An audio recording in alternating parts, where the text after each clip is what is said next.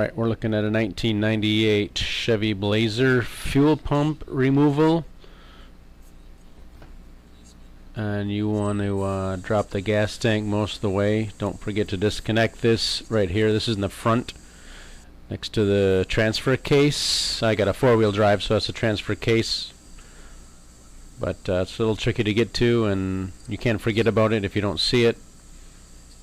So, and then there's a 15mm nut holding the two straps on.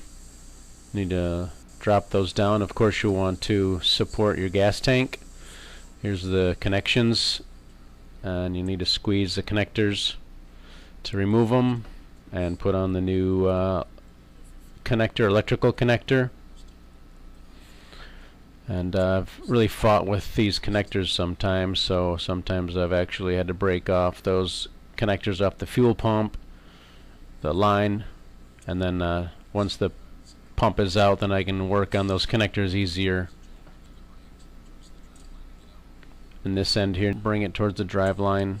You can see how it's kind of supported there, and I'm actually been able to do this job just like you see it. The fuel inlet is holding it. So to review again, this is a 15mm nut here. So especially when the gas tank is full, you need a good support underneath there. And then you want to take the fuel inlet hose clamps off, 8mm or 5/16 to take those off. They don't always want to come off right away. You can jam a screwdriver in there to separate the rubber from the pipe, or it's a good idea to get a right angled pick. They work really well. They actually have some picks that are kind of specially designed for separating hoses from lines. So you just jam it in there and work it around so you can free up the hose from the pipe, and that'll help you out and save you a lot of headache. You take the drive line out too. Give yourself some space to work. It's a good idea to mark it with some paint or scribe it somehow so you can put it back in the same spot.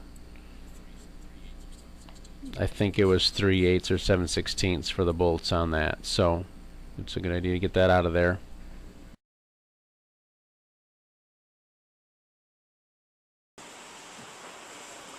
So here's a close-up of the fuel pump.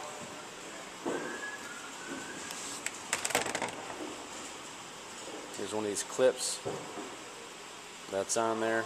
You just squeeze it together and the line should slide off, theoretically.